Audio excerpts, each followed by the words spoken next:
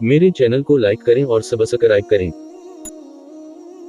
10 pound circuit सी cricket world cup cricket perfume और अंग्रेजी जो आज मार्केट में गिफ्टरी के नाम से खूब प्रमोट की जा रही है और अवाम में इस दरख्त को बचाने की मुहिम चलाई गई है। यहाँ तक कि उन चीजों की फरोख्त की कमाई से हासिल होने वाली रकम को हरकत की काश्त के लिए इस्तेमाल किया जा रहा है। आखिर ये हरकत किया है दुनिया भर में इस दरख्त की काश्त के लिए ये क्यों बेचैन है, उसे शैतान और दिजाली कुव्वतों का दरख्त क्यों कहा जाता है और नबी सल्लल्लाहु अलैहि वसल्लम ने इस दरख्त को काटने का हुक्म क्यों दिया है। आज हम वक्त की इस पर इसरार दुरुस्त के मुतालिक हक़ाइक़ से पर्दा उठाएंगे। करकत एक जंगली दरख्त है जो खारदार झाड़ी की सूरत में होता है। गिरगिट को अंग्रेजी में बख़त पाकिस्तानी जबान में नीसेम कहा जाता है। ये दरख्त 4 से 5 फीट ऊंचा होता है, जबकि इसराइल और अफ्रीका में पाए जाने वाले दरख्त के दरख्त की ऊंचाई इससे भी लंबी और घनी होती है। इस्लामी तारीख में बरकत का पहला जिक्र हिजरत के फौरा बाद मिलता है, जब मदीना मुनव्वरा में मस्जिद नबवी की तामीर की जा रही थी तो एक सहाबी हजरत असाद बिन ज़रारा रज़ी अल्लाह ताला अन्हा इंतकाल कर गए। नबी सल्लल्लाहु अलैहि वसल्लम ने उनकी तदफीन के लिए जिस जगह का इंतखाब किया कहलाती थी बाकी इस जमीन को कहते हैं जिसमें दरख्तों और पौधों की जड़ें बाकी रह जाए और इस जगह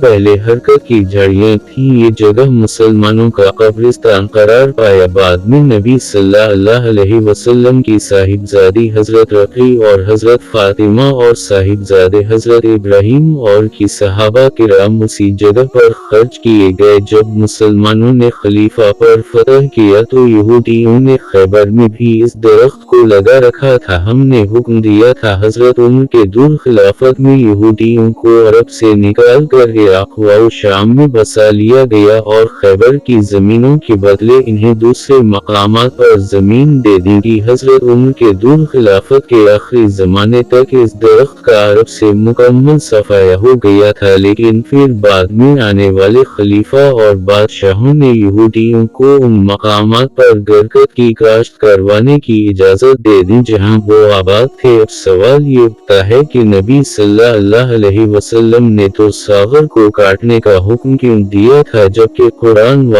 हदीस में शजरकारी यानी पेड़ पौधे लगाने को सदका जारिया करार दिया गया है। सही बुखारी की रिवायत के मुताबिक रसूल अल्लाह सल्लल्लाहु अलैहि वसल्लम ने फरमाया, जो मुसलमान भी दरख्त लगाए ये खेती बाड़ी करे और उसमें परिंदे इंसान और जानवर खा ले तो वो इसके लिए सदका है। इसके अलावा जंग के दौरान नबी सल्लल्लाहु अलैहि वसल्लम ने सिपाहियों को ये तंबीह की थी कि रास्ते में किसी भी प्रेस ट्रस्ट ऑफ इंडिया की खली उनको न काटा जाए और न नुकसान पहुंचाया जाए। शजरकारी की इतनी फजीलत होने के बावजूद आप सल्लल्लाहु अलैहि वसल्लम ने हरकत के दरख्त को काटने का हुक्म क्यों दिया था। दरअसल ये दरख्त की यहूदियों का पासबान है और क़यामत में इस दरख्त का एक अहम रोल होगा। लिहाजा हजरत अबू हरीरा से रिवायत है कि रसूल अल्लाह सल्लल्लाहु अलैहि वसल्लम ने फरमाया, क़यामत कायम नहीं होगी यहाँ तक कि मुसलमान यहूदियों से जंग करेंगे और मुसलमान इन्हें कत्ल करेंगी। यहाँ तक कि यहूदी पत्थर या दरख्त के पीछे चढ़ागे तो पत्थर या कहेगा कि ए मुसलमान ए अब्दुल्ला ये यहूदी मेरे पीछे हैं और उसे कत्ल कर दो सिवाय शिरकत के, क्योंकि वो यहूद के दरख्तों में से एक दरख्त है। यही वजह है कि मुफस्सिरीन में शिरकत को शजर यहूद और गोंद दरख्त और दुजाल का साथी भी करार दिया है। इस दरख्त को ईसाई किताब में खासकर इंजील में शैतानी कुव्वतों का दरख्त भी कहा जाता है। वाज़ेह रहे कि यहूदी कौम मजहब से ज्यादा इस्लाम की सच्चाई पर यकीन रखते हैं। उनके उलमा और मुहक्किकीन कुरान व हदीस का मुताला करके अपनी तरक्की की राहें खोलती और मुसलमानों की कमजोरियों पर गिरफ्त करते हैं। यही वजह है कि आज भी यहूदी गलत को अपने पास रख मानते हैं जो क़यामत से पहले होने वाले अजीम जंगों में उनका मददगार साबित होगा। यहूदियों को आखिरी नबी हज़रत मोहम्मद सल्लल्लाहु अलैहि वसल्लम की ज़बान मुबारक से निकलने वाली हर लफ्ज़ की सच्चाई पर मुकम्मल यकीन है। इस बात का सबसे बड़ा सबूत ये है कि आज बरगद की काश्त पर लगे हुए हैं। इसराइली हुकूमत पिछले 40 सालों से बरगद की शिरकत करेगी प्लांटेशन में मसरूफ है। रिपोर्ट के मुताबिक साल 2010 तक 24 करोड़ बरगद के दरख्त इसराइल में लगाए जा चुके हैं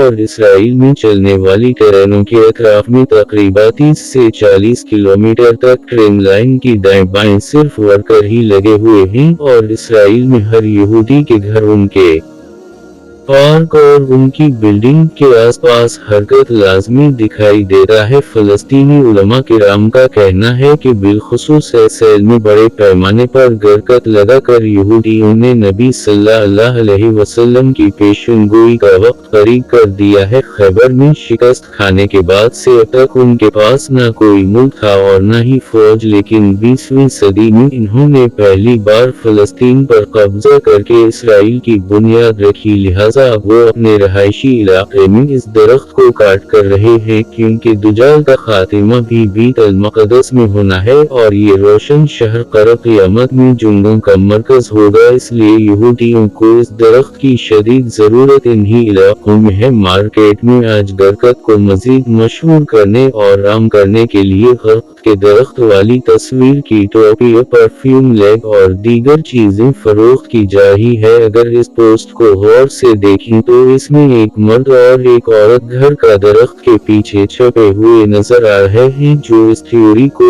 और भी ज्यादा मजा बना देती है कि हरकत को आखिर इंटरनेशनल लेवल पर क्यों प्रमोट किया जा रहा है और यहूदी नबी सल्लल्लाहु अलैहि वसल्लम की हदीस से कितनी वाकिफियत रखते हैं। यूजल फंड में आने वाले इन तमाम रकम को बरगद के दरख्त लगाने पर इस्तेमाल किया जाता है। इस तंजीम का मकसद ही दुनिया भर से चंदा जमा करके उन सबको दरख्त लगाने पर सिर्फ करना है। इसराइली वजीर आजम ने भी 1999 में खुद इस दरख्त को लगाकर घर की काश्त पर अवामी सतह पर जोर दिया है। यहूद व निसारी आज आखिरी नबी हजरत मोहम्मद सल्लल्लाहु अलैहि वसल्लम पर ईमान लाने के बावजूद आपके हर अल्फाज और पेशन गोई पर पुख्ता यकीन रखते हैं। बहैसियत मुसलमान हमें आज खुद का मुहासब करना चाहिए कि क्या हम आज खुद को मोहम्मद सल्लल्लाहु अलैहि वसल्लम के उम्मती कहलाने के बावजूद आपकी तालीमात पर अमल पैरा है। क्या हमारा दावा सिर्फ नबी से मोहब्बत व